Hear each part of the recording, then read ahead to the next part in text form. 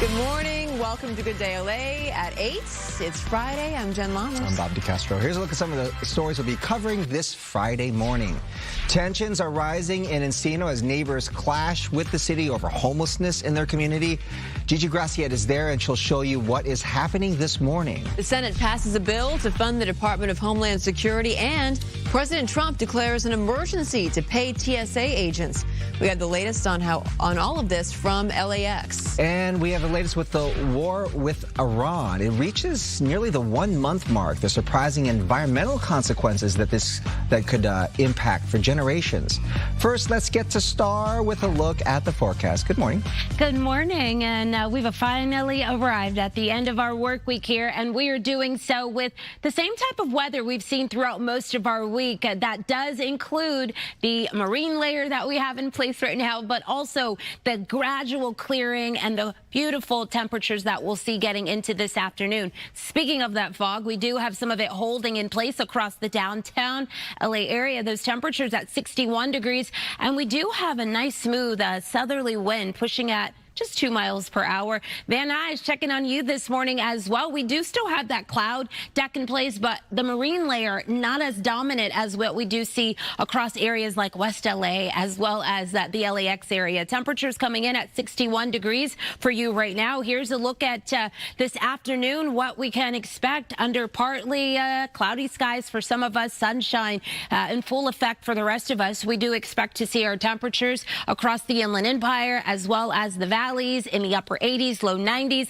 If you are in our mountains, you're going for the 70s today. We'll also have a string of 70s across the coastline. And if you are in our low deserts, get ready for a lot more of that heat, as we are expecting your temperatures to see the upper 90s, but also some of those triple digits in place. I'll be back with a look at that 7-day forecast. For now, back to you guys. Oh, we're going to go ahead and send it up to Stu. Stu, I'm sorry about that. Good morning. I am so happy to have you back. How did I forget that? Believe me, it's forgettable. Hey, good morning, Star. Good morning, everybody. Over Tarzana, looking at 101, and you know what? Definitely going to be Friday light. But you know what? We keep coming to the same spot. I've got to give them a shout out. Tarzana Plaza, right off of Ventura Boulevard. What a great little place. You can go. You got the deli. You go to the bakery afterwards. You get your sweets. Then you go grab a massage and a haircut. Oh, this is like the perfect spot. You can spend the whole day there. But you know where you're not going to spend the whole day is on the 101, because it's definitely Friday light. Take a look at that. That's going to be the southbound lanes coming away from Calabasas. You almost think maybe there's a crash up there because this is unusually light. Nope, definitely going to be Friday light indeed. Moving along super well. As sure as you get closer to the 405, you're going to slow down a little bit, but the ride is definitely Friday light indeed. Get out a little bit later. You're going to get to where you need to be on time. You can hang with us just a little bit longer. Sending it back to Bob and Jen. Good morning. Good morning. Thank you, Stu. A dispute over the homelessness issue is boiling over in one part of Encino. It's really about how the city is dealing with people who are living in RVs and vehicles. Gigi Graciette is there with more. Good morning. Good morning. Neighbors here say this is both a human issue. These people need help, and it's also a safety one. A small group of neighbors from the Encino Neighborhood Council are actually here this morning. They're waiting for city representatives who are supposed to conduct some type of action on their concerns this morning and take a look at those concerns. People living in their RVs along Burbank Boulevard in Encino, right next to the Lake Balboa Park and Sports Center. The park that just 3 weeks ago the city announced was cleared of encampments, at least a section of it was. But residents say nothing was done about the many unhoused people still living in their cars and RVs. The Encino Neighborhood Council says they've spent months talking to the city, and today they were promised an RV enforcement and outreach operation, help for the unhoused, and a clearing of the street. But what they got was no parking signs posted near the park. If clearing the RVs was the goal, well, that worked, but it just sent them into the neighborhood where they are now, a block away. One is here in the parking lot of the park. Another is behind the park. Some are on Woodley, others on Haskell. They are still here, and residents say they're frustrated.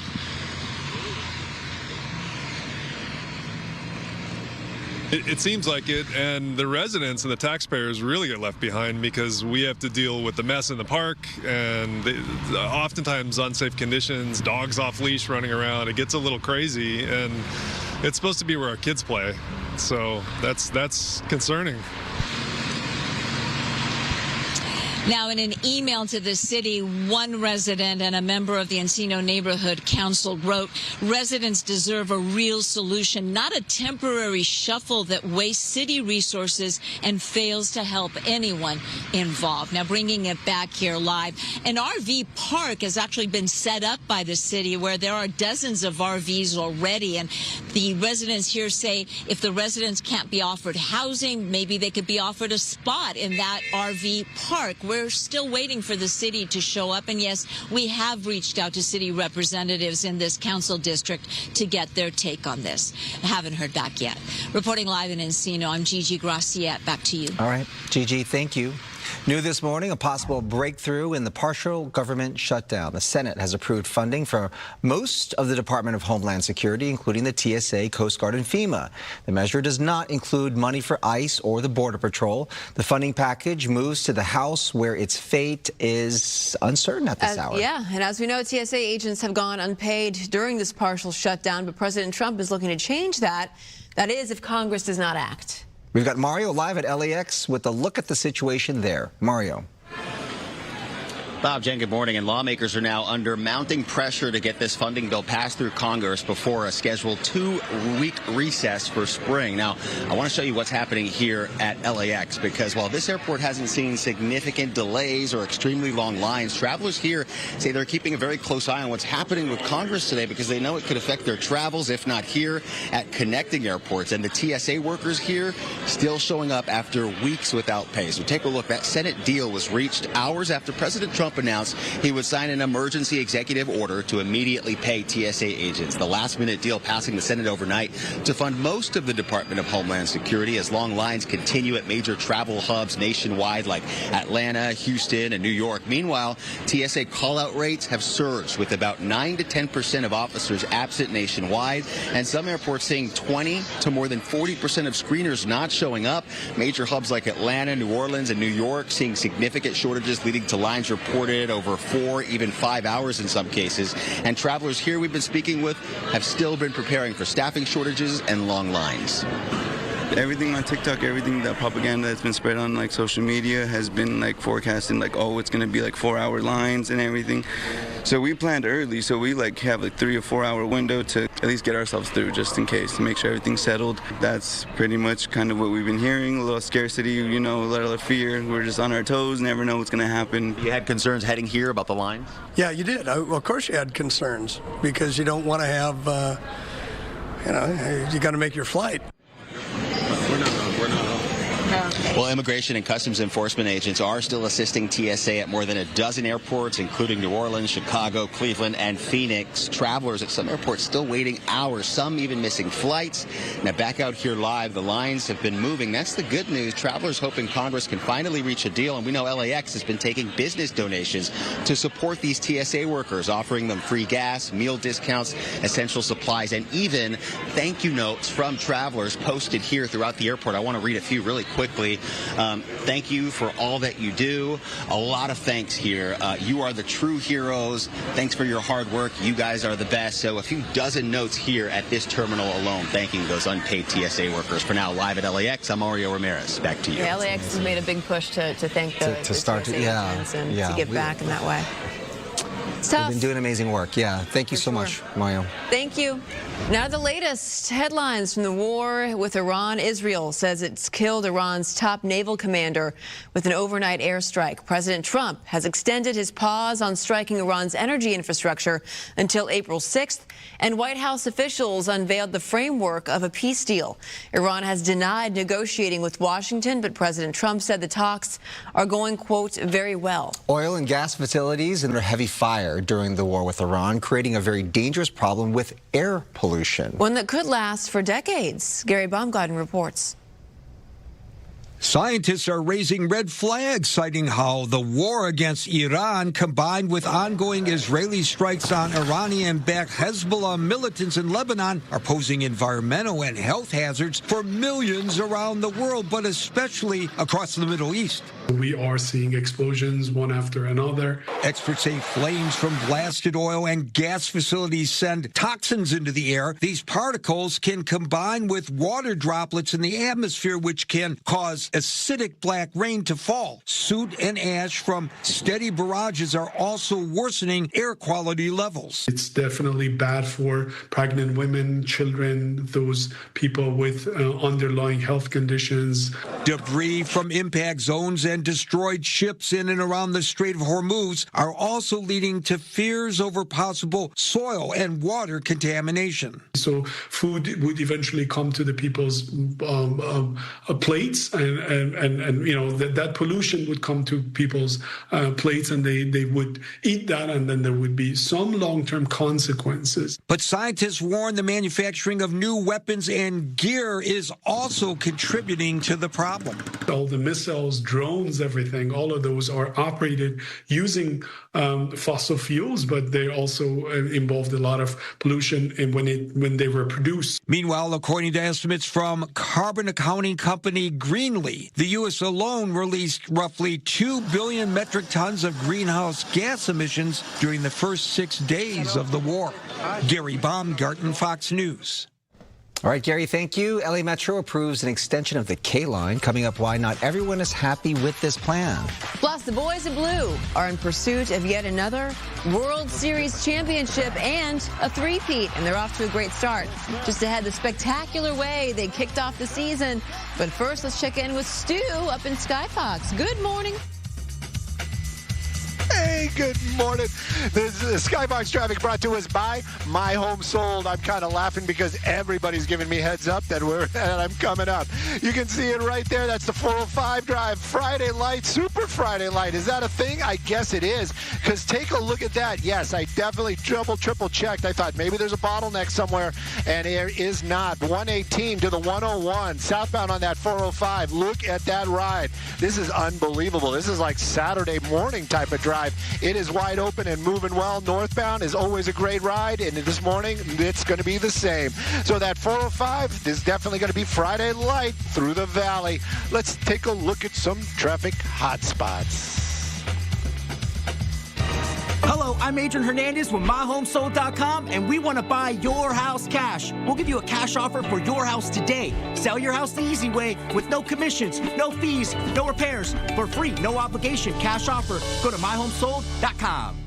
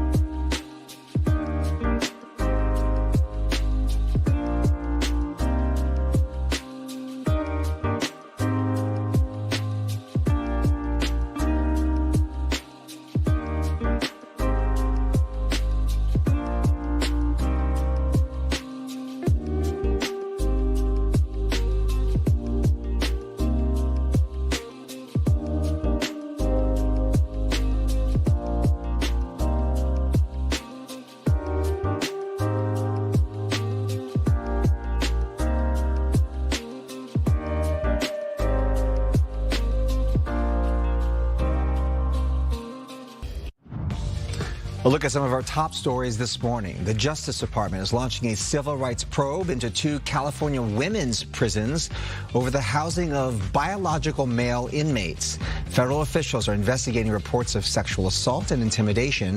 Officials say they want to find out if the state's policies violated the rights of women in these prisons. A great white shark sighting caused a scare in Newport Beach yesterday. Newport Beach fire officials say that the 8-foot shark was spotted near 35th Street around 1:15 p.m. Lifeguards cleared the water for a mile in both directions. Warning signs are now posted. The closure will remain in effect until officials determine the water is safe to reopen. Tomorrow, millions of Americans across the country will come together for a day of protest at the 3rd No Kings Day of Action. The biggest one locally will be in downtown at the Gloria Molina Grand Park. The event will run from 1 p.m. to 5 p.m. Human Rights Campaign President Kelly Robinson will be the headliner. The Metro Board has approved plans to extend the K-line from South L.A. to Hollywood. Build the K-line, and it is time to build it now. The 9.7-mile route will add 10 new stops near key spots like Cedars-Sinai, the Grove, West Hollywood, and the Hollywood Bowl. Metro officials say this will connect communities, reduce commute times, and improve access to employment, housing, and cultural centers.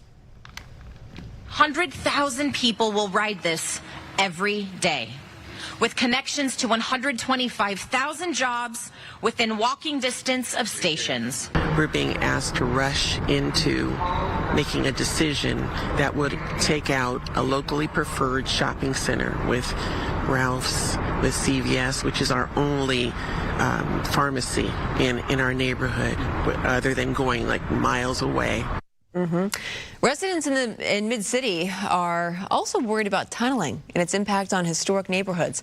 The project will cost about $15 billion. It's expected to start in 2041 and finish around 2047.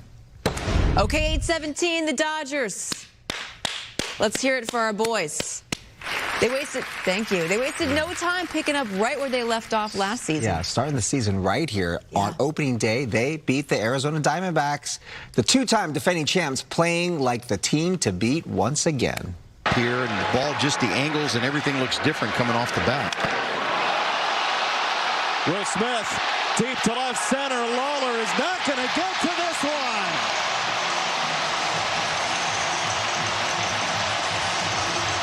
Right back at it on opening day. All right, well, the Dodger bats eventually got hot, scoring 8 unanswered runs thanks to big home runs from Andy Pages and Will Smith. Yoshinobu Yamamoto also racked up 6 strikeouts. The Dodgers win 8-2. Now to the Angels. They opened the season in Houston facing the Astros. Mike Trout hits a homer for his 5th career opening day homer. The Angels get the win and shut out the Astros 3-0. The Angels will have their home opener in Anaheim on April 3rd against the Mariners. Baseball is here. It is. And our teams are doing well so far. I know. It's one game. It's a long season. So we'll take it. Take the win. So far, so good. Yeah. They did so good. Did any of you catch any of the game yesterday? Did not. No. Oh, Did yeah. not. I was in the playground. Better than me. I was in the bed. Knocked out. But I did see some of those highlights. So good for them. And they do have another game today. So hopefully they bring that home as well. We are going to see beautiful weather streaming into our weekend today. In fact, as well, we are going to get some of that gradual clearing. So after that 11 a.m. hour, I think things will have turned around for us. And we'll continue with the influence of those beautiful high pressure system bringing in the temps as we glide into next week. We've been talking about this disturbance that is going to move in with that trough in place next week. We are going to see our temperatures cooling down and backing us closer to our averages for this time of the year. But we are also looking at a chance for some wet weather to arrive. We're talking Tuesday, Wednesday, and Thursday as as far as our models go, we are looking at about a 20% chance of some showers moving through. And again, as we draw closer, we'll see how that is going to pan out. But what I can tell you, as far as our water year goes, so far we are in the surplus. So we're doing good out there. We are over 5.5 inches. In fact, closer to 5 inches and 3/4 there. And again, as we do move into next week, those light showers, we'll see if it does help us out in that department. Back to what's happening outside today. No precipitation across the LA basin. We're expecting 70 at the LAX airport, 70 in Manhattan Beach. And if you are in Encino, as far as the Diamond Bar area, temperatures in the mid to upper 80s. Back to you guys. All right, Star, thank you. Taking education to new heights. Coming up, California High School is training future pilots and aerospace engineers in a groundbreaking program. Plus, she's a basketball superstar, but now Caitlin Clark has a new gig. Oh. Shutterbug. That's coming up after the break.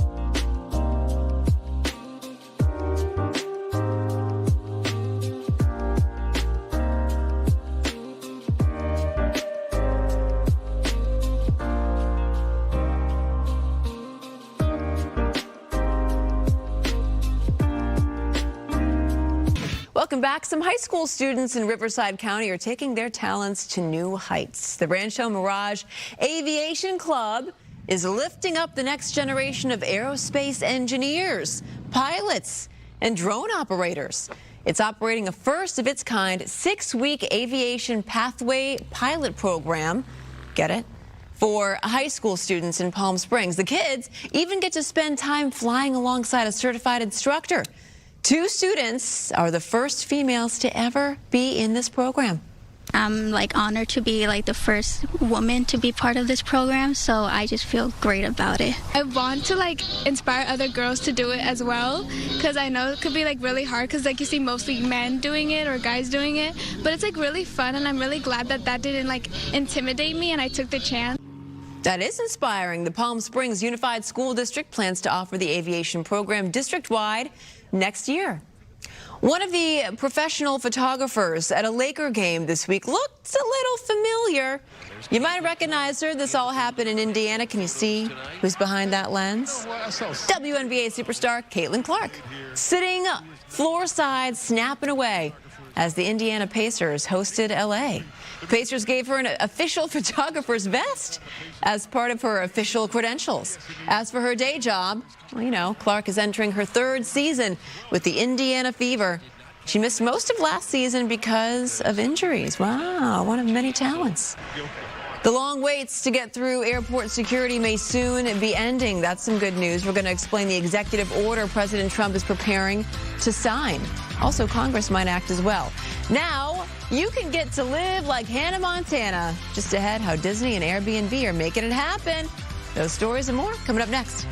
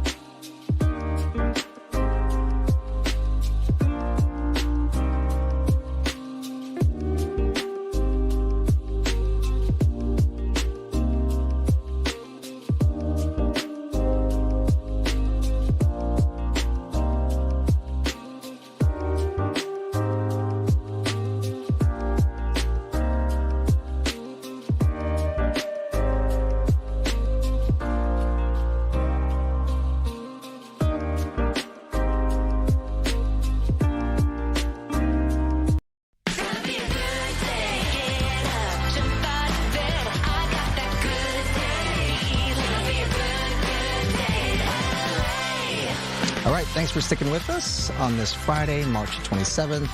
Got plans for the weekend. Yeah, Savannah Bananas. Oh, they're great. Going to see the Bananas tomorrow. Great. Yeah.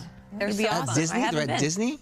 Anaheim, yeah. Anaheim. Okay. They were at Disney for 70 years. But they're going to be They're going to be at the stadium. Yeah. Okay. They're so talented. Today and tomorrow. Yeah. I'm dog sitting this weekend, which is a big responsibility. Big baby, little baby. It's a medium baby. Okay. But my baby's very jealous on this Furry Friday. So I bet. Handle it. I'll be here with you guys. I'll be right here. And I want to give a shout out to 74th Street Elementary School. I visited Miss McGee's second grade class this week, and they did some reporting and they did some mini meteorologist things. Wow. So, yeah, and they wanted to toss back to Bob. Bob is like one of their favorites. Do they like saying back to you? Yes. Yeah, back to you. Back to you, Bob. It was the cutest thing. I shared some of their videos on social media. Let's get to some weather before I have those second graders coming for my job.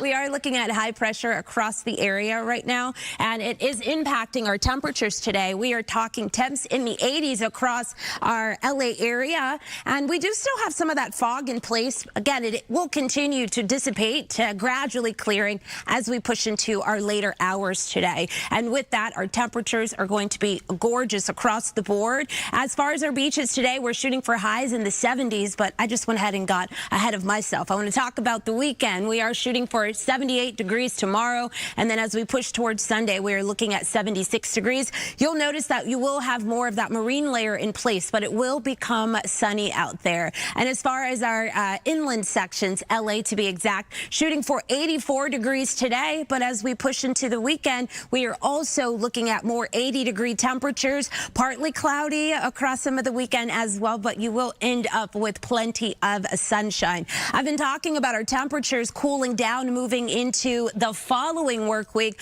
but also we are looking at a chance for some more of that rain moving in. So we are clear through the weekend, but notice as we move into Tuesday, Wednesday, and Thursday, we are looking at about a 20% chance of showers moving into the first week of April. So it's going to be an interesting week, but we'll talk about it when we get there. For now, back to you guys. All right, Star, thank you. New this morning, it is being called one of the largest money laundering schemes in LAUSD history. The LA County DA's office says two people worked together to rob the district of $22 million. Investigators say Hong Grace Peng, a district IT employee, funneled millions of dollars in contracts to vendor Gotham Sampath. DA Nathan Hochman alleges Sampath then laundered $3 million back to Peng as kickbacks. Both face up to 7 years in jail if convicted. An arrest warrant has now been issued for Peng. Other headlines this morning, new developments in the partial government shutdown. The Senate has taken a step now to provide funding for the Department of Homeland Security. Yeah, it comes as President Trump pushes to pay TSA agents amid the ongoing travel delays. Mario's live at LAX with this story. Mario. Yeah, that's right. We're keeping a close eye to see if this passes the House, if a deal is reached to get these TSA workers paid again. Officials say more than 500 have quit since the shutdown began in mid-February, and thousands have actually called out. And that's a big concern for travelers here at LAX who worry if the deal isn't passed through Congress as spring break travel ramps up, it's going to affect more airports and more travel plans. So hours after President Trump announced that he would order the payment of TSA agents through an emergency executive order amid this partial shutdown, the Senate passed a last-minute deal to fund most of the Department of Homeland Security so these workers don't miss another paycheck as long lines continue at major travel hubs nationwide like Atlanta, Houston, and New York. Republicans did agree to the Democrats' plan to fund the department except for ICE and patrol of the Border Patrols, parts of the Border Patrol, I should say. However, there is still no deal on reforms to immigration enforcement tactics. ICE has other funding from the big, beautiful bill that passed last year, and travelers here at LAX were speaking with this morning, weighing in on what they call a political battle with TSA caught in the middle. I don't love holding funding from TSA as a political motive. I think anytime you're holding out people's paychecks, it's not a great method to get what you want through Congress. Real disappointed the Democrats have put the safety of this country in second behind their own benefits and trying to get votes. I think it backfired on them. Immigration and Customs Enforcement agents, meanwhile, still assisting TSA with logistics and crowd control at more than a dozen U.S. airports, including those in New Orleans, Chicago, Cleveland, and Phoenix, as fewer TSA agents report to work without pay. Now, back out here live again, travelers hoping Congress can finally reach a deal and get these TSA workers back on the payroll. Some actually say, at least that we've been talking to here this morning, that they arrived at the airport 4 hours ahead of their domestic flights just in case conditions get any worse here at this airport. Live at LAX this morning, I'm Mario Ramirez. Back to you. All right, Mario. Thank you. Mario. Meantime, actor Tyler Perry was seen at Atlanta's Hartsfield-Jackson Airport yesterday with cash in hand to pay struggling TSA workers. However, despite going without a paycheck since February 14th, TSA agents were not allowed to accept his offer. That's because the employees can't receive gifts while on duty. So instead of handing out cash, he spent time talking to agents, shaking hands, and thanking them for their hard work. Act of kindness certainly provided a huge morale boost, I'm sure, for exhausted TSA staff. Yeah. I think, how many paychecks have they missed? 3? It's 3 now. My brother's a TSA agent in Las Vegas, and he has not gotten paid. That's 3 paychecks. They are offering in Las Vegas, a lot of the car dealerships are saying, come on down, we'll give you a grocery store gift card. Oh, that's nice. And so a lot of the TSA agents have been taking advantage of that because groceries, gas, things are expensive. I tried to do the same thing when I traveled. I bought a bunch of Starbucks gift cards, and I didn't know, but you think about it, you can't give them while they're working. While on the job. It almost seems like it's a bribe or something like that. Right. But some airports doing better than others in terms of like having a place where you can donate. Yes, food banks. LAX does that too. Yeah. And now they are allowed to, she said they are allowed to take them, but they aren't allowed to take them, but they can put them in a place where they basically get raffled off. So I said, just take the cards then, and you can raffle them off to them. Yeah, well, that's food for thought right there. Yeah. That leads us to our poll question of the day. Last hour we asked you, are TSA delays changing your travel plans? Are you still flying, canceling your flight maybe, you're staying home, or you're finding a different way? Most people say you're still flying. But then, look, it's almost evenly split, right? The other part, staying home. Hopefully this is over soon, as today we get some good news. Yeah, the House is supposed to vote on this new package, and then President Trump signing an executive order to get the TSA agents paid. So either way, hopefully whatever comes first. Earlier this week, we told you about the Trump coin that's set to be produced in a limited run, but the president isn't just stopping there. Donald Trump will soon leave his mark on American cash. The U.S. Treasury is adding the president's signature to future dollar bills alongside the Secretary of the Treasury, Scott Bessent. It's going to be part of America's 250th birthday celebration. It would also be a first for a sitting U.S. president. Under federal law, no living president can appear on circulated U.S. currency, but the signature might be a loophole. As mentioned, the U.S. Mint is also looking at releasing a commemorative gold coin with the president's face. That would likely be a loophole, too, since it's only commemorative. The size and value still to be decided. Speaking of money, you can save a lot through Amazon's Big Spring Sale. It's back now through the end of the month. On Tuesday, Amazon says you'll see up to 40% off on some of its products on their website. The sale is open to everyone, but if you're a Prime member, you might get special deals and free shipping. It's like Prime Day, and then now they have Spring Sale. Yeah, that's right. Nonstop. One of the most notable items for sale is the Apple AirTag. The 4-pack is selling for $60 right now, which is nearly 40% off, by the way. So for reference, Amazon sells the single individual tracking device for $24. Okay. Yeah, and with things as hectic, of course, as they are at airports nationwide, the peace of mind could be worth the cost. I'm an AirTag person. You are? I have a bunch that I have not put on anything yet. I have one. I need an AirTag for my AirTag. I have one for my wallet because I never carry my wallet anymore. Right. And I'm like, where is that wallet, right? So I have one for the wallet and it says, your wallet's over here. And I have one. Where is the wallet, Bob? In my house. Yeah. And then I put one for my dog. Yes. You can add it to the collar. Yeah, you can. Yeah. You can put them in kids' shoes as well. My neighbor has one in her car, just in case. Germany could be the next country to ban social media for children. Listen to this. The German government now considering a tiered ban that would completely block kids under the age of 14 from platforms like TikTok and Instagram. For teenagers 14 to 16, they are proposing a youth version of the apps. stripped of addictive algorithms and infinite scrolling, they say. Lawmakers say the goal is to protect mental health, following similar moves recently made by other countries like Australia and France. In honor of the 20th anniversary of Hannah Montana, Disney has partnered with Airbnb to let fans rent out Hannah's Malibu beach house. Take a look. Fans will have the chance to walk through her iconic closet, filled with glittery outfits and bold accessories. The home will be available for free one-night stays from April 6th through the 16th in Malibu, where the show was filmed. Yep. Signups are now open on Airbnb's website, and spots are limited. Bob's looking it up right now. If you can't make it to Malibu, the Hannah Montana's 20th anniversary special is streaming on Disney+. We were both wondering because they've done, there's one house in Malibu that does these pop-ups for Airbnb. We're wondering if it's the same house because they did a Barbie pop-up. I want to say it is. The Barbie movie. It looks very, It does look similar. It right? does. Because they I think have it is the they same have the one. upstairs. I bet looks, you it is. I think it's the same house. It's a Haniversary that we can all get behind. Also, big night for Miley Cyrus last night, the iHeart Music Awards. Yeah. This is right. So congratulations. She's really been in it for decades. Yeah. She's an OG. She is an OG. Okay. Entertainment sponsored by Yamava Resort and Casino, but you know how we're going to entertain you with your fur babies because you know what day it is. TGIFF. Thank goodness it's Furry Friday. Good day, LA DJ. Drop the music, please.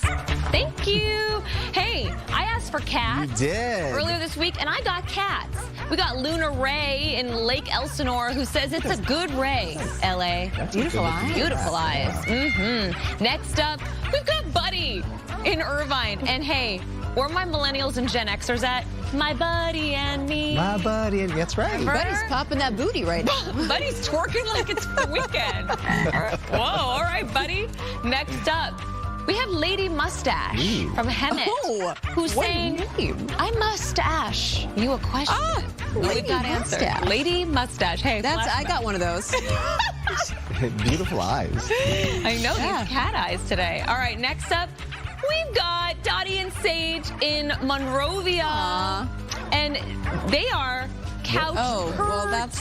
well, no, that's not Dottie and Sage. That's Ava in Underwood Farms. All the furry friends at Underwood I love Underwood Farms. Yeah, it's a great spot. Let's see if we have Dottie and Sage now. Yeah, we do. Dottie and Sage in Monrovia. They're couch potatoes. Wow. Yeah, a little couch Spooning action Yeah, there. they are spooning. Big spoon, little spoon. Okay, and next, if you have room in your home, in your heart, meet Yugi, a 1-year-old German Shepherd Husky. He loves playing with other dogs and splashing in the water and exploring the outdoors. So if you're active, Yugi is the one for you. He's one of several fur babies looking for a happy home at the Devore Animal Shelter. For more information, you can call 909-386-9820 or go to the website right there on the screen. Let's get Yugi a home. Beautiful eyes in this segment. I feel like it should be Furry Friday. I like what you did there. And if you want your fur baby featured on Furry Friday, just email furryfriday@fox.com. Send me a pic with their name, your name, and the city you live in. Bob, requests for any fur babies? You have the magic. You asked for the cats. We got some guinea pigs. Got some guinea pigs. I want? We got a cockatoo. We got a cockatoo. What do you want? I want some lizards. Lizards. We want Get some reptiles. Let's just throw out the reptile. Right. Reptile parents, send me your pics. 6 LA restaurants were just added to the prestigious Michelin guide. So here they are. They include Little Fish, Melrose Hill, which opened on Melrose Avenue last December. Also on Melrose Avenue in the Fairfax district, you've got Zira Uzbek Kitchen, featuring flavors from Uzbekistan. Corridor 109 is located on Northwestern Avenue with a menu focused on raw fish from Japan. There's also Firstborn, a Chinese-American restaurant on North Broadway. La Paba is a new pasta bar on Southwestern Avenue in K-Town. And Lugia by Poncho's Tlayudas, tucked inside LA's Maiden Market on West Jefferson Boulevard, specializing in Oaxacan cuisine. Yum, yum. Want to check out all those. Congrats to all of them. Okay, coming up, Book lovers unite. The Culver City Book Festival is back this weekend. We have all of the juicy deets for you after the break. But first, Star has the deets on traffic. I sure do. Your Good Day LA traffic is sponsored by the law offices of Jacob and Umrani and calljacob.com. We do have some of that fog in place. So again, if you are driving out this morning, plan for that extra time until our fog clears, but also allow for extra time between your car and the next. Visibility under a mile up in Camarillo. Santa Clarita, you're also seeing some of those issues. Santa Monica under 3 miles. In LA, we're looking at visibility at about 6 to 6.5 miles. This is a live look out at the northbound 57 freeway at Catella. Our volume not so bad at this 8:45 hour. It's looking good out there. If you're traveling on the northbound 110 between the 405 to the 10, you're looking at a 15-minute drive time. Here's a look at some other traffic hotspots. I looked up and just ran. Maybe we need to seek somebody who does have the expertise to be able to guide us through the process. If you're getting to an accident, you're in good hands by dealing with Jacob and Ron. Call Jacob.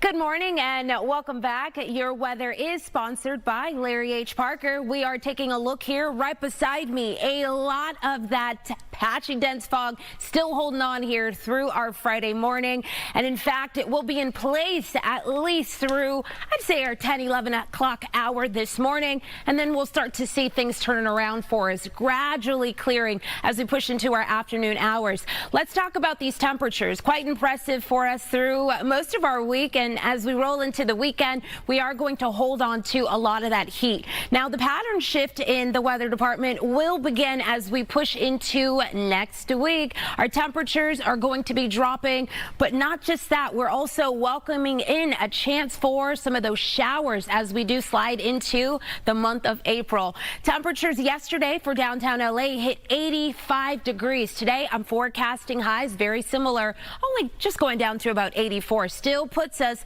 above that normal in the lower 70s. Now, as we take a look outside as to what's happening right now, we saw that live view from the West LA area a couple of seconds ago, and we do have the same sky conditions across the coast. So 59 degrees right now out at the Santa Monica location, and we have a lot more of those 50s up across the high deserts, some upper 60s down in our low deserts. And if you're out towards Santa Barbara, good morning. Your temperature's also at that 60-degree mark. As we just go ahead and fast forward to this afternoon, our highs today shooting for the upper 80s across El Monte, Burbank, but also 90s into the Riverside, and maybe a few more of those pop-up 90s across the Inland Empire. If you are in our valleys, you're expected to see your temperatures also going for the upper 80s. I'll be back with another look at your weather pretty shortly, but for now, back to you guys. All right, Star, thank you very much. Well, if you love books, Culver City is the place to be this weekend. Culver City is always the place to be, but the Culver City Book Festival is happening this Sunday. It's a free event. It includes dozens of booths, several panels, interactive activities for all ages, live music, story reading for the kids, and a whole lot more. Here to talk about what else people can expect, the woman behind it all, Jennifer Casper. She's founder of the Culver City Book Festival and owner of the independent bookstore Village Well Books and Coffee. Thanks for being with us. Thank you so much for having me. And can I correct, I'm not the founder of the Culver City Book Festival. Oh, you're not? That was founded by the City of Culver City and the Culver City Arts Foundation several years before I opened Village Well. There you go. Well, you're a big part of it now. Yeah, how about that? No, we have been coordinating it for the last 3 years. So okay, so tell us about the event. I mean, I feel like, especially with the advent, by the way, of Book Talk, I feel like there's like a big resurgence of people who are going into bookstores and libraries again. Book Talk is one of the things that's on our phones, and it's what necessitates the need for us to get off our phones. I mean, the phone, the distraction that we get on our phone, including from Book Talk. But yeah, books are surging now relative to where they had been during the ebook and craze, like the Kindle era. People want to get back to paper, and the pandemic really underlined that for people, that people didn't want to spend all day on their screens. They wanted to get off their phones and onto something that was interesting to them, but in a calm way, not in a way that's distracting all the time. And what could be calmer? You know, you're in Culver City, a beautiful town in the village there, and you're outdoors on a beautiful day. You're actually physically interacting with people, right? Yeah. Tell us what takes place at the book festival, because it's not necessarily, I'm sure people will be reading there, but there's a lot of stuff going on. Yeah, there's tons of stuff going on. We'll have zine making, so for all ages, kids can participate and adults, and people love making their own zines. It's like you fold the paper up into a little tiny book, and then you write whatever you want to write with words and pictures. We're going to have we've got dozens of tables. Exhibitors include local presses like Angel City Press and El Martillo Poetry Press and ex-artists, and literary nonprofits including Right Girl. People can learn more and get involved in that kind of thing. And then in the Gloria Kaufman Theater at the Vende Museum, this beautiful A-frame theater that just opened last year, there'll be panels with authors.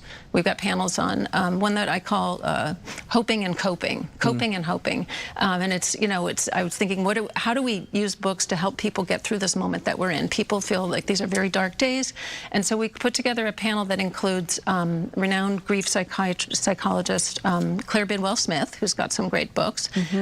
She'll be on the panel along with a meditation teacher who's got several books about meditation and pain management. And then we've got a cartoonist and a poet in that panel too, to talk about the ways that you can use creativity to cope with grief. and healing and self-care. One of the fastest growing genres I've learned is the romantasy genre. Romantasy. Do you have anything for the romantasy fans? We have a great romance panel. It's called Beyond the Meet Cute. It's hosted by facilitated by Taylor Capizzola, who's the manager of the Ripped Bodice bookstore in Culver City, one of the first romance-only bookstores in the country. Wow! And we've got Joss Richard is headlining that panel. She's a great local author who wrote It's Different This Time. Her second book is coming out this year. But people love romance. We don't have any romantasy authors on that panel, but we've got some great romance. That panel is sold out. But I would say if you go online and you try to reserve a panel that's sold out, just come. You know, it's a free reservation. Some people won't show up. So after the people who have reservations are in the theater, the empty seats will be taken by the people who are in line. We're constantly doing these stories now about this mental health crisis that's been fueled by social media. And you saw that lawsuit, that landmark lawsuit that just took place downtown here.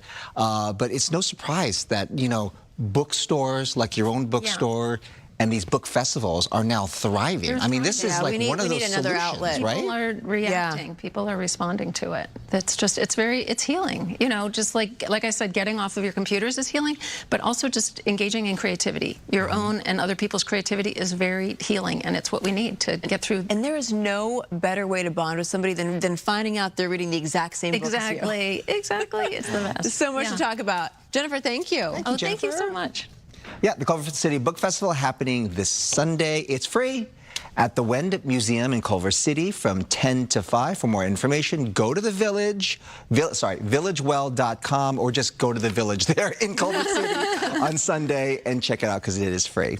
It'll be a good event. All right, thank you. Oh my God, thank you so much. Now let's check in with Sandra about what's coming up on Good Day LA. Good morning. So much more. Good morning. Thank you so much. All right, you've seen yoga workouts before, but not often like this one. In our next hour, Amanda's joining us for some doggy yoga. Plus, forget hot girl summer. This year, we're getting sharky summer. What we can thank for a heightened risk of shark sightings at local beaches.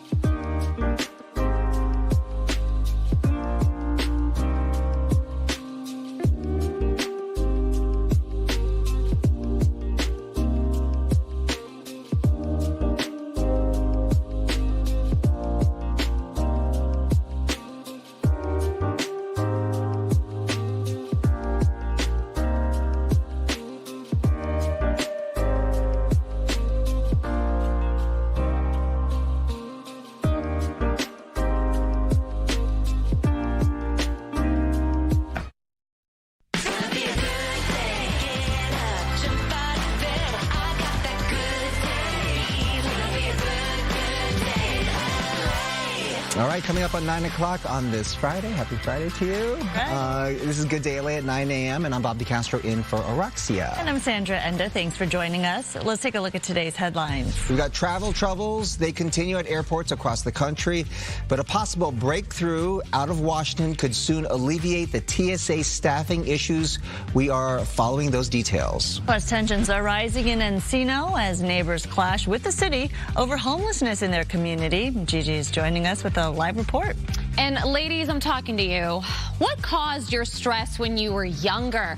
Think about your sibling dynamics for a second. I'm going to go into more detail about who's to blame for that high cortisol. But first, let's find out if we're going to have some high temps for the weekend. Star? Oh, yes, Amanda. We are going to have gorgeous conditions. But yes, they are going to be higher than their averages because of our high pressure system. We are under still some of that cloud cover. And yes, that marine layer is still pretty thick across some of the area. In fact, it is still impacting our visibility as we roll into this 9 o'clock hour. Visibility at a little bit over a mile in the Camarillo area. Santa Monica, we're just at 2 miles, and we do see some of that fog traveling into some of our inland areas like Santa Ana, but also the downtown LA area. Currently, our temperatures 55 degrees in Whittier right now. Good morning up in Pasadena. You're at 64 degrees, 65 in Chino, and over in Woodland Hills, temperatures at 67 degrees. Our winds currently moving at about 2 to close to 15 miles per hour across the area. And as we continue to push through this morning and into our afternoon lunchtime hour, temperatures in the upper 70s. We are going to top off in the 80s for today. I'll be back with a look at your weekend forecast and what's in store for you. But for now, back to you. All right, Star, thank you. And new this morning, a possible breakthrough in the partial government shutdown. The Senate has approved funding for most of the Department of Homeland Security, including the TSA, Coast Guard, and FEMA. But the measure does not include money for ICE or Border Patrol. The funding package moves the deeply divided House, where the fate is. Hours before last night's Senate vote, President Trump announced he was taking action to make sure TSA agents would get paid. Yeah, if Congress doesn't act first. We've got Mario live at LAX with that story. Mario. Good morning. And as these TSA workers are still without pay this morning, LAX has been collecting business donations, offering them free gas, meal discounts, essential items, and even posting thank you notes from travelers here throughout the airport. I'll read a few. Thank you, TSA. Thanks for protecting us. A lot of the notes here referring to them as heroes. Now, let's show you what these security lines look like here at Terminal 7. Things have been ebbing and flowing throughout the morning as we've been watching the security lines, but travelers here, they're keeping a close eye on what's happening with Congress today because they know it could affect their travels, if not here, at connecting airports. So take a look. That Senate deal reached hours after President Trump announced that he would sign an emergency executive order to immediately pay TSA agents. The Senate funding deal reached overnight to fund the Department of Homeland Security, but that agreement doesn't include funding for immigration enforcement operations, leaving that fight unresolved. Meanwhile, TSA call-out rates have surged. About 10% of officers absent nationwide, with some airports seeing 20, even more than 40% of screeners not showing up. Major hubs like Atlanta, New York, New Orleans seeing significant shortages, leading to lines reported over 5 or more hours in some cases. And travelers here have been watching what's going on, weighing in this morning. Everything on TikTok, everything, that propaganda that's been spread on like social media has been like forecasting like, oh, it's going to be like 4-hour lines and everything.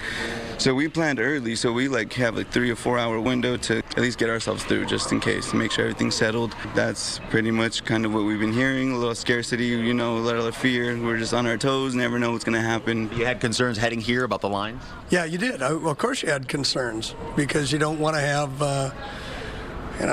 you got to make your flight. Now, they're not here at this airport at LAX, but immigration and customs enforcement agents continue to assist TSA at more than a dozen U.S. airports, including those in Atlanta, Houston, and Phoenix. And back out here at Terminal 7, the lines have been moving fairly quickly. This is a look at the clear pass here.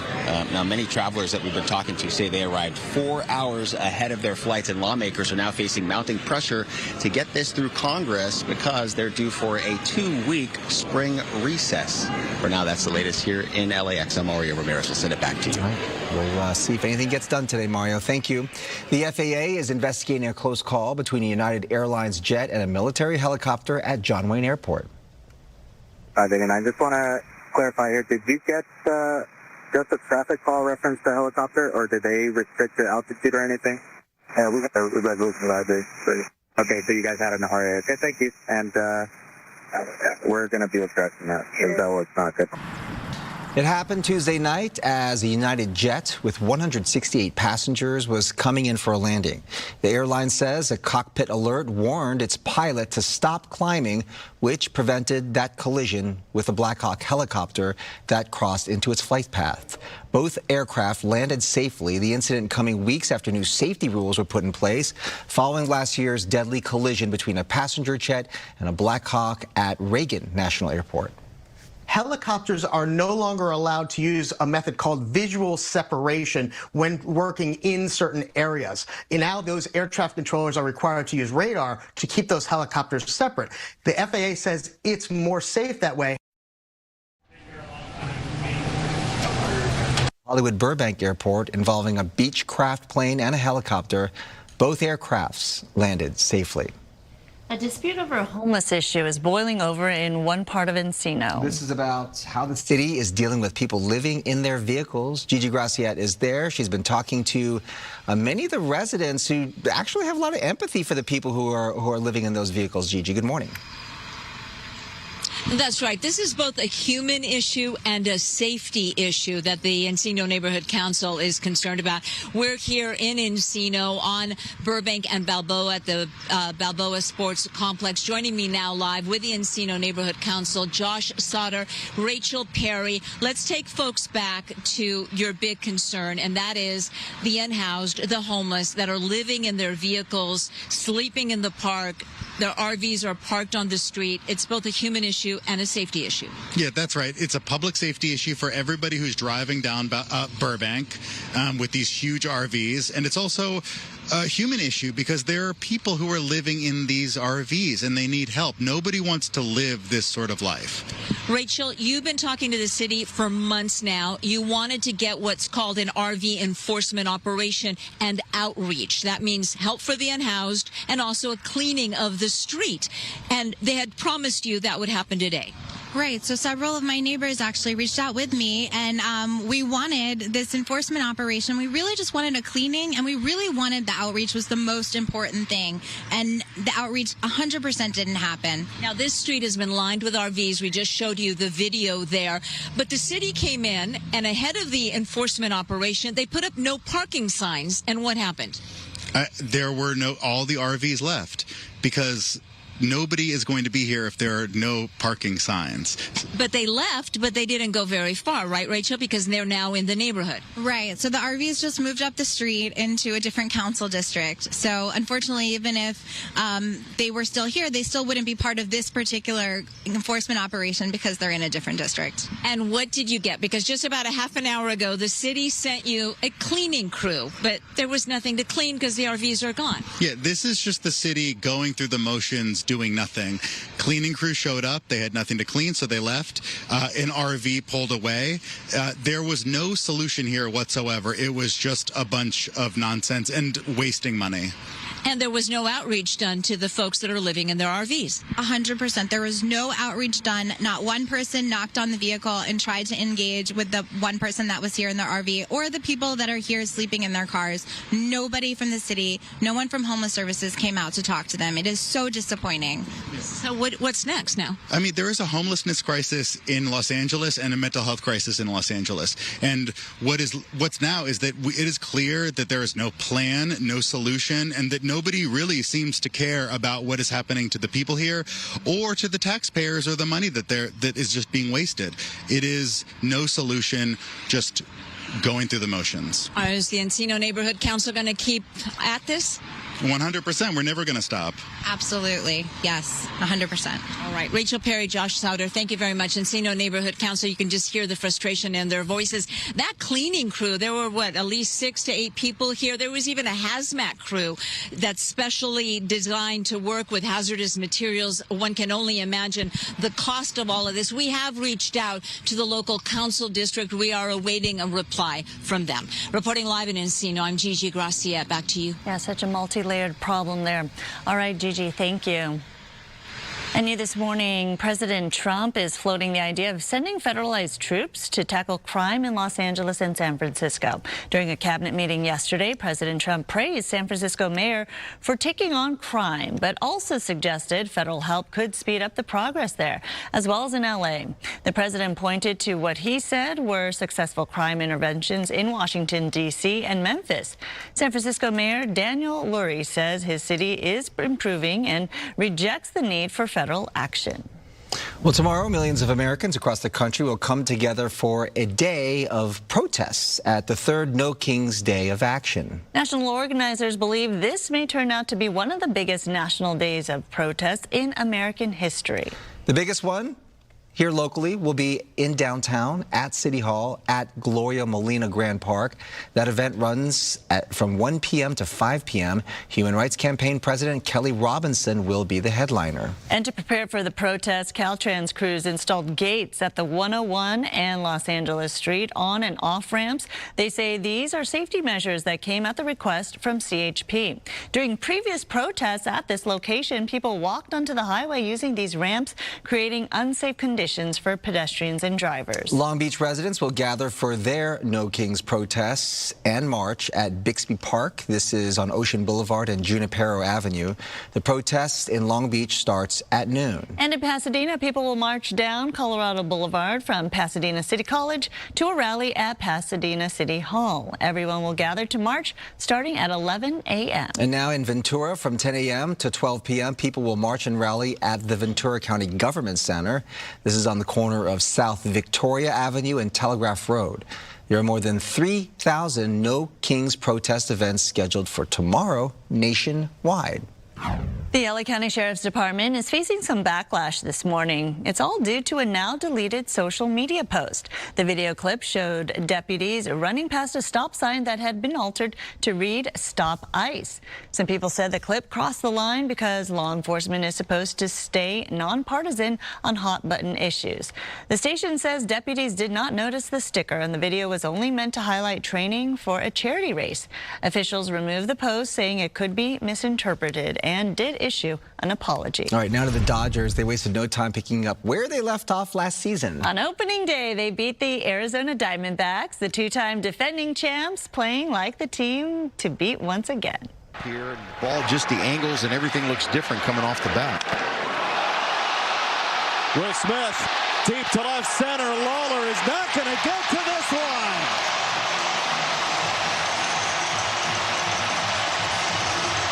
Right back at it on opening day. The Dodger bats eventually got hot, scoring 8 unanswered runs thanks to big home runs from Andy Pages and Will Smith.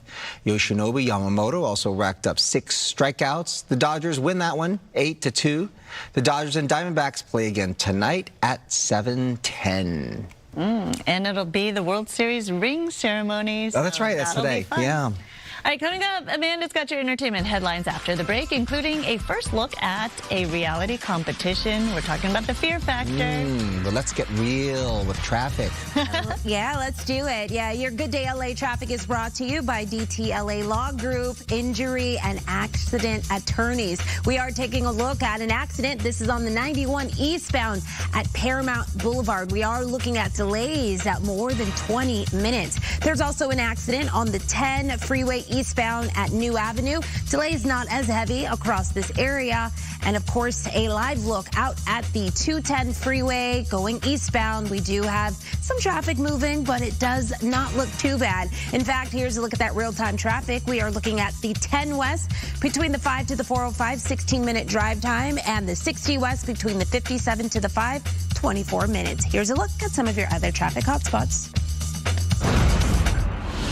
This broadcast is locally sponsored by DTLA Law Group, Auto Accident and Injury Attorneys. Have an injury? Text Injury Help to 40222 or visit us online at calldowntown.com. Message and data rates and usage may apply.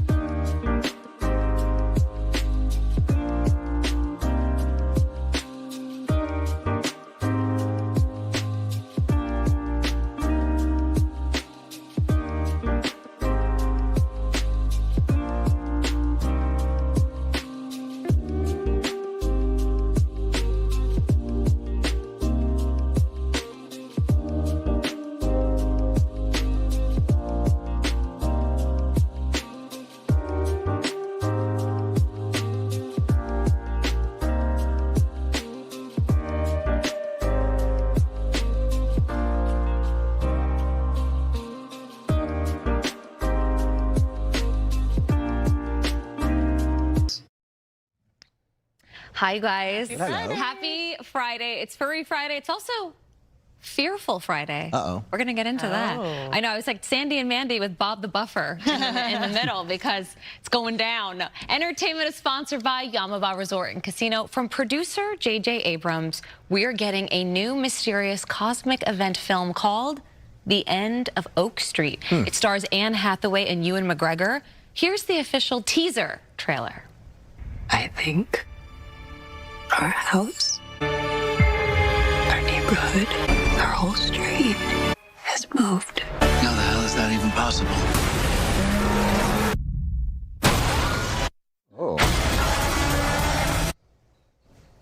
Okay, you know when J.J. Abrams is behind it, it's going to get a little wild. He obviously brought us Lost back in the day. But from suburbia to an unknown neighborhood, one family must navigate their new surroundings and their survival. Look at that. Oh, goodness. So a good amount of praise for this teaser because fans said it doesn't give away the key plot points that some other teaser trailers have done in the past, but it definitely sets the tone. 3.7 million views in one day. And The End of Oak Street is in theaters August 14th.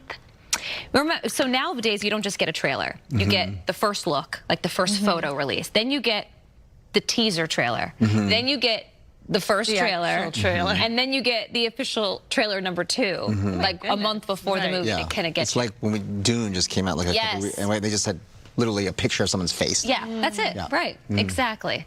Okay, I told you it was a fearful Friday because it's Fear Factor Friday. Who's ready? I know. Who's ready for 48 hours of fear? Okay. Yeah. I feel like you could do this. Johnny Knoxville's hosting the iconic reality competition as it comes back for a special 2-week event. Check it out. I think. Oop, wrong one. House. This is a fear factor. There's a little bit of fear factor in that. My biggest fear, the wrong video playing during that. Well, let me know if we have that, and I can... We do not have it. Okay, well, 6 contestants are going to compete in 5 epic challenges, but there's one big critical catch. Are you ready? Okay. Yeah. Absolutely no sleeping. You cannot even take a disco nap, not even a cat nap. How long? 48 hours. So you have to stay awake. Think about it. Can you drink 48 hours? Can you drink energy drinks? She's all like, where's my Celsius? Yeah. My question is, what is so special about that? I mean, because it messes with your system. I mean, you get... You work on Good Day LA. Yeah, my system's already messed up. Right. But think about it. But you're competing in these like intense competitions with no sleep. They're physical. Yeah, they're gross. I mean, think about eating bugs or getting your head immersed in like a fish tank of snakes, right? That's like fear. That's Fear Factor, right? Yeah. Well, part 1 premieres May 14th and part 2 May 21st. I feel like you could stay up for 48 hours if you had to. I could. Yeah. I think you could. I don't know if I could eat cockroaches. I know. No thanks. All right. How about you, Bob? For the right price. Right.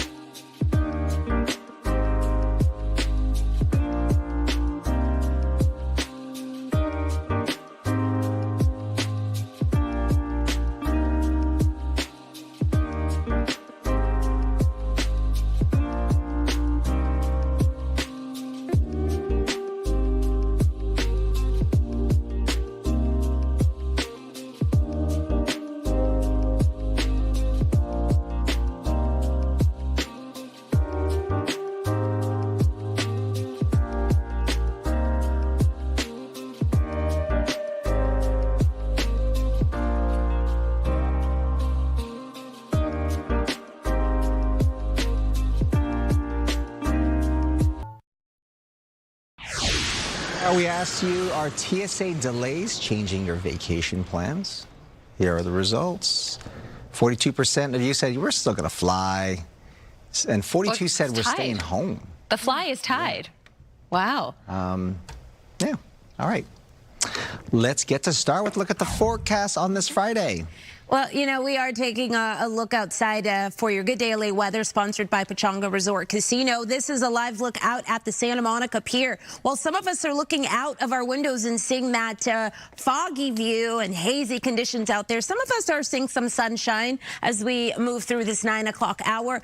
Either way you look at it, we are under the influence of a high-pressure system, and it will continue to bring in some of that warm weather through the rest of today and our weekend as well. Getting you through our future cast here as we move into this afternoon, we do show some of those cloudy conditions sticking around for some of us. So partly cloudy to mostly sunny in some areas, but all in all, we will see that patchy fog redevelop as we move right back into our hours tonight. And our high pressure system continuing to slide off to the east of us, which means that we are making way for a new system due to bring in a trough here. And with that trough, we are welcoming in cooler conditions for next week.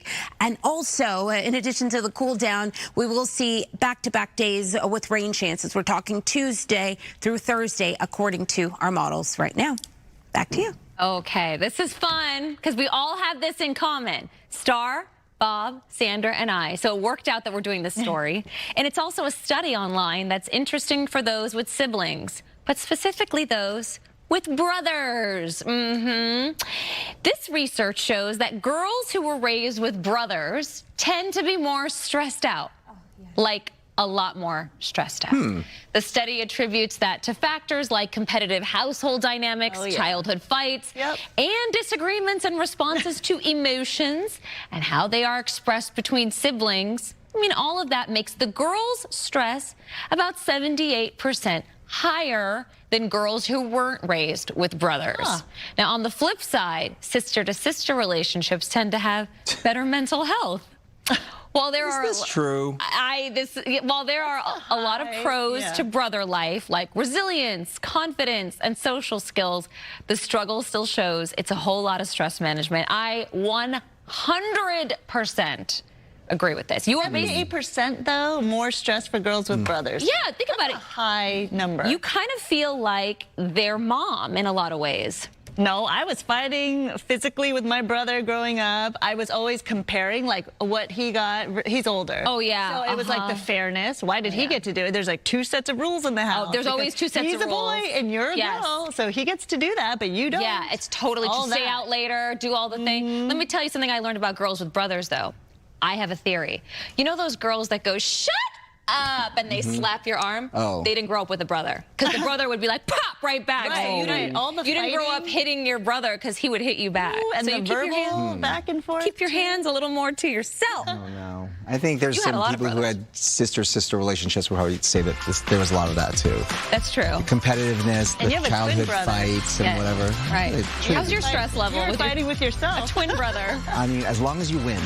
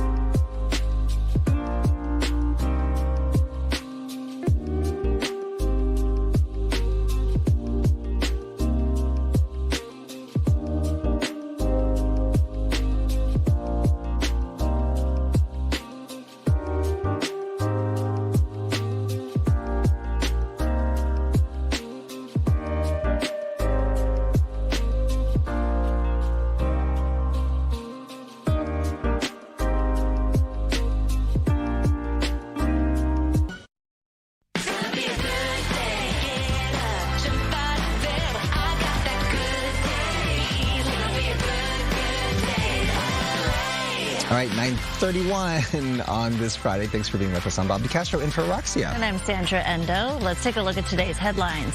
President Trump once again extends the deadline for negotiations with Iran. But what happens when all of this is over? A political analyst will be joining us to explain. LA Metro approves the controversial K-Line extension project into Hollywood. Both sides of this issue are weighing in.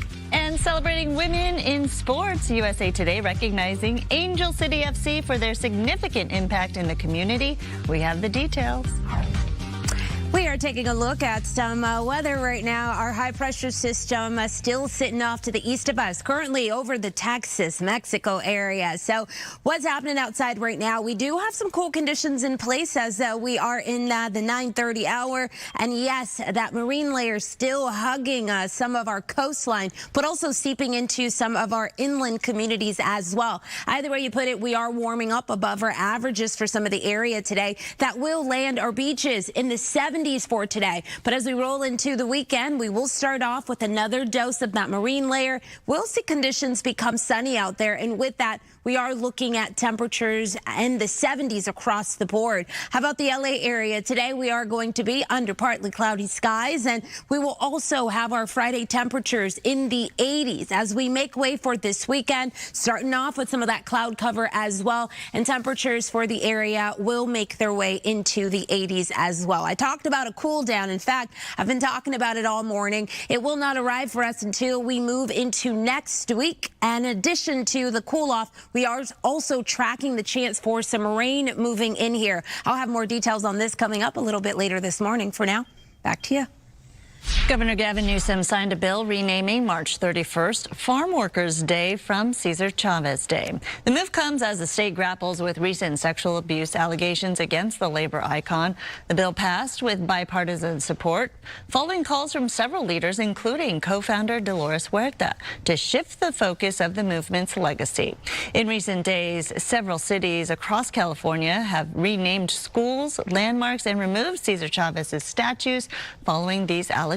New developments in the partial government shutdown. The Senate has taken a step to provide funding for the Department of Homeland Security. It comes as President Trump pushes to pay TSA agents amid the ongoing travel delays. Mario Ramirez live at LAX with the details. Mario. Good morning. And that funding bill now needs House approval. We can tell you more than 500 TSA agents have quit since this shutdown began in mid-February. Thousands more have called out. And travelers here at LAX this morning, well, they worry if the deal's not passed through Congress as spring break travel ramps up, it's going to only affect more airports and more travel plans. So take a look. Hours after President Trump announced that he would sign an emergency executive order to pay all those TSA agents amid this partial shutdown, the Senate passed a last-minute deal to fund most of the Department of Homeland Security so those workers don't miss another paycheck. As long lines continue at major travel hubs nationwide like Atlanta, Houston, and New York, Republicans did agree to the Democrats' plan to fund the department except for ICE and parts of the Border Patrol. However, there's still no deal on reforms to immigration enforcement tactics, and ICE has other funding from the big, beautiful bill that passed last year. Travelers, meanwhile, weighing in on what they call a political battle with TSA caught in the middle here. I don't love holding funding from TSA as a political motive. I think anytime you're holding out people's paychecks, it's not a great method to get what you want through Congress. Real disappointed the Democrats have put the safety of this country in second behind their own benefits and trying to get votes. I think it backfired on them. And we've seen them at other airports. Immigration and Customs Enforcement agents, they're still assisting TSA with logistics and crowd control at more than a dozen U.S. airports, including New Orleans, Chicago, Cleveland, and Phoenix, as fewer TSA agents report to work without pay. And back out here live, again, a look. You can see down there over to the TSA checkpoint in Terminal 7. The lines have been moving quickly. Travelers do hope that Congress can finally reach a deal to get these workers back on the payroll. And this is a time when travel typically picks up. You have the weekend here, the weekend rush. And LAUSD, the largest school system in the state, starts spring break on Monday. For now, live at LAX this morning, I'm Mario Ramirez. Back to you. All right, Mario, thank you. JetBlue reportedly exploring other potential sale or merger partners.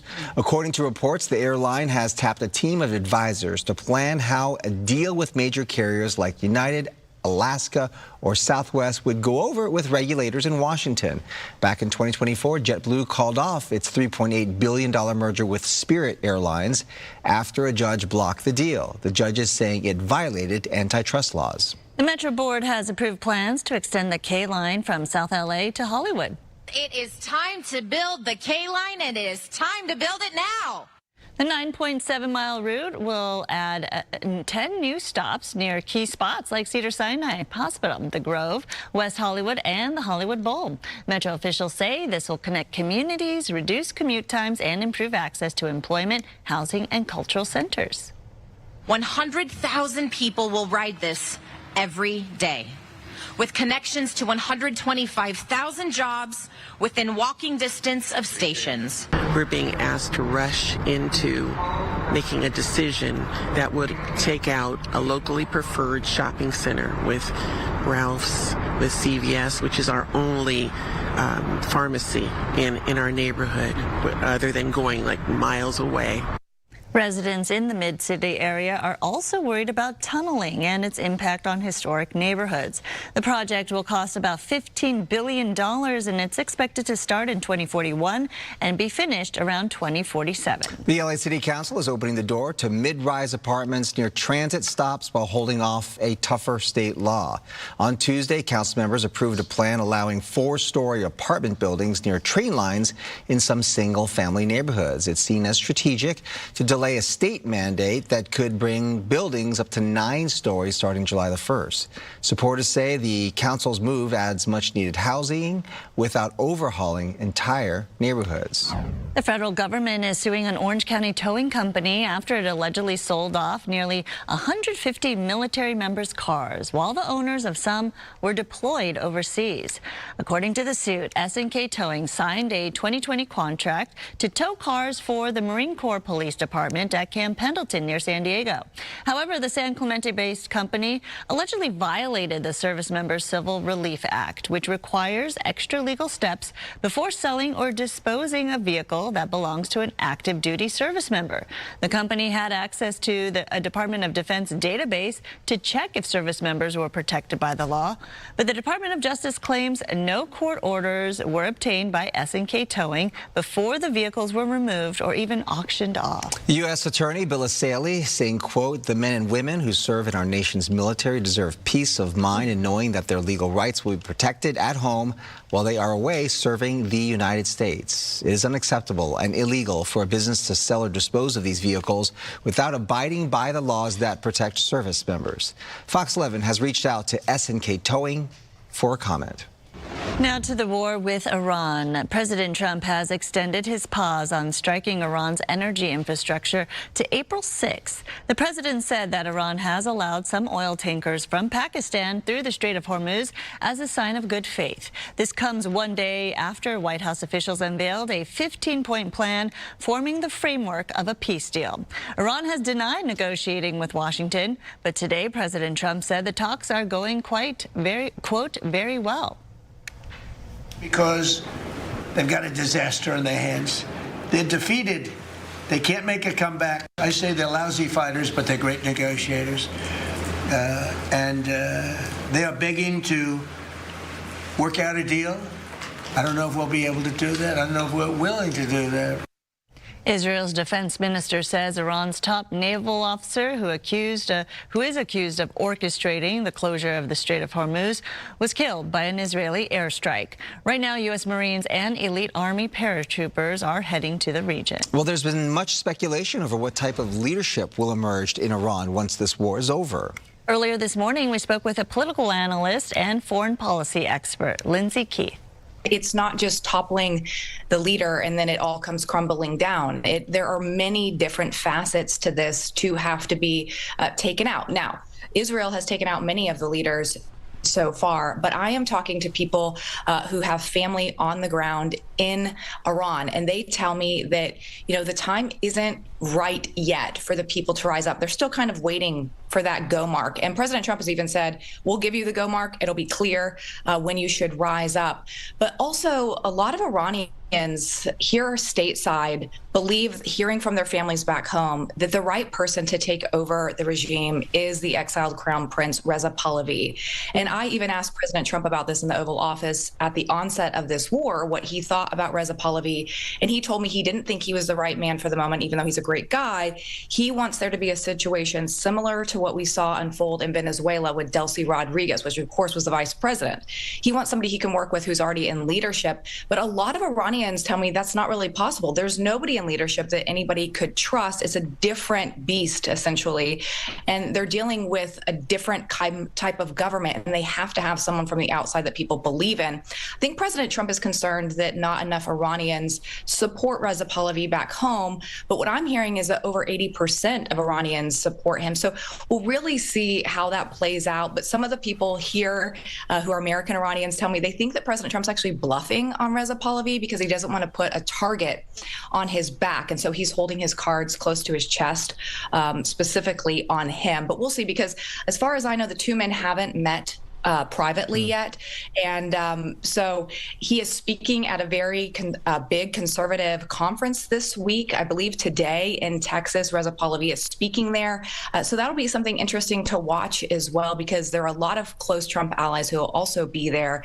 But that is the question, Bob. Will the U.S. leave before regime change is done? And, you know, the Trump administration has really made it clear, we're not here for regime change, but there's a lot of people saying, if they don't do that, it won't make sense for Trump's legacy. He has to see this through. So that really is the crux of the issue, I believe, right now, for when to get out and how long to stay. And in a nation of 92 million people, I mean, it's about what the Iranian people want at the end of the day. Is this a leader that they would want to see in their country? Yeah, and ultimately, Jen, as well, you know, there's so many people who have been oppressed in this country, but you also have to remember you have the Iran Revolutionary Guard, the IRGC, who not only is the military branch, they really run the economy there as well. Mm-hmm. And so these are deep-rooted organizations. They're not just the military branch. It really is the underpinnings of how the government works. And so unearthing that in a way that would make sense for the people where they wouldn't fear their lives really is a massive undertaking. And a lot of people also believe, military strategists, that this probably couldn't happen without boots on the ground. The question is, are those U.S. boots? Are those Israeli boots? Or is there some way to bring in allies in the region who would be able to help with that kind of turnover? But a lot of people have told me who have very close ties in Iran that this could happen in a matter of months. Don't expect weeks, expect months. And so that really goes back to Bob's question of, what is the time frame here of the U.S. getting out, and will it mean regime change? So, of course, everyone is eagerly watching this, because this really will be President Trump's legacy. He said at the beginning of the year, in the new year, I want my legacy to be peace. And a lot of people were surprised that he started a war. And, of course, he felt like it was a war that had to be done. But at the same time, a lot of people on the Democratic side said, we're not seeing, a lot of people in government said, we're not seeing the same intel that he saw. But the administration is adamant that they had the intel to say this was the moment, that this had to be done to protect not only that region, but the world. Well, as gas prices surge amid conflicts in the Middle East, U.S. Postal Service is making temporary changes to certain delivery services. The USPS will be adding a temporary 8% surcharge to its Priority Mail Express, Priority Mail, USPS Ground Advantage, and Parcel Select services. The Postal Service says the change is to, quote, reflect market conditions. The surge is expected to kick in April the 26th until January of next year. And to help with the gas prices we're paying, the EPA has temporarily approved the sale of a cheaper, higher blend of ethanol. The higher blend has previously been prohibited in warmer weather due to concerns it could worsen smog, but summer waivers have become more common, and the blend is already allowed in several states. The blend has received bipartisan support to be sold year-round to help cut costs. It's early in the season, but Angel City FC is already on fire. Two wins in the books and they're hoping for a third straight win tonight. Yep, they're playing the Houston Dash tonight, and to mark Women's History Month, the team was named one of USA Today's Women of the Year. Fox 11's Nick Garcia has the story. Angel City FC is on a mission to bring home a championship trophy this season, but they've already earned a new title. Women of the Year. It feels amazing, especially when I was younger. I feel like I didn't have a lot of women like me, mixed colors, to look up to. The recognition coming from USA Today for making a significant impact in their community and beyond. In fact, the newspaper credits the team with changing women's sports. Among the reasons, the growing fan base that's proud to support women athletes. And our fan base are at the absolute heart and the core of what is possible in women's soccer, specifically Angel City, and we can't wait to get on this journey with them this season. Between every match, a broader goal to encourage the next generation of female athletes. It's amazing to just see the little girls that I can inspire and just show that your hard work does pay off, and it doesn't matter what age you are. If you continue to push and sacrifice, I think you'll get to where you are. Giselle Thompson among the SoCal natives on the team. Over the past 5 years, the club has given back to the community, recruited some of the most talented players, and become one of the most valuable women's sports teams in the world. Assistant coach Larry Earnshaw says Angel City draws so much inspiration from the City of Angels. This team, this roster is really a reflection of LA.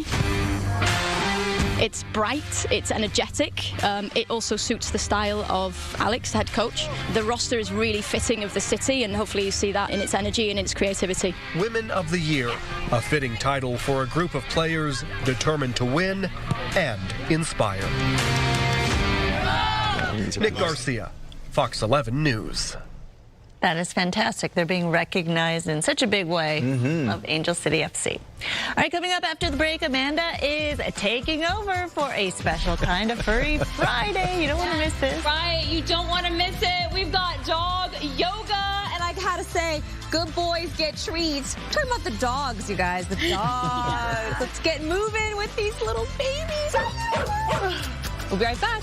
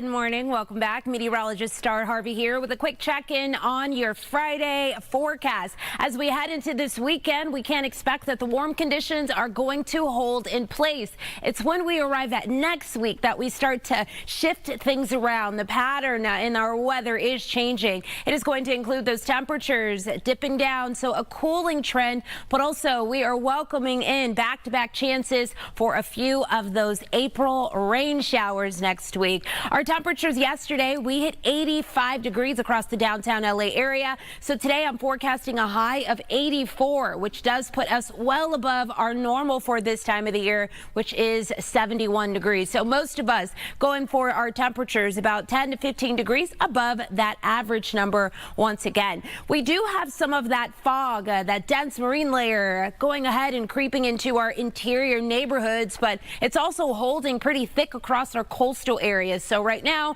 across the Santa Monica area, that's what our sky conditions are looking like. But we also have our temperatures at 60 degrees and those winds pushing out of that easterly direction at about 5 miles per hour. Outside of Santa Monica, we do have a few mild conditions on the map. Take a look at Palm Springs, coming in at 83 degrees, and we are only at 9:52 on your Friday morning. Just an indication for where they are headed today for their afternoon highs. 69 degrees in Ontario, 61 in Santa Ana. Here's a look at those highs today. Our inland sections going for the low to upper 80s. We arrive at this weekend, LA, and not much change is happening. We do get some more of those partly cloudy skies, but take a look at those temperatures next week, dropping down into the 70s. And there's a look at our back-to-back rain chances arriving for us Tuesday through at least Thursday. If you don't have those plans already, get out there and make some. Right now, we are going to go ahead and send things over to Amanda with the good boys and I think the treats, right? Yes, Star. Thank you so much.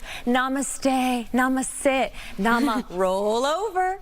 We have a great way for you to carry over the positive vibes of Furry Friday into a very zen Saturday with a small dog yoga event with big lovin' wellness expert Amanda Joy is the founder of Joyful Wellness Programs with Dogs and is guiding tomorrow's small dog session at the Style Den in Marina Del Rey.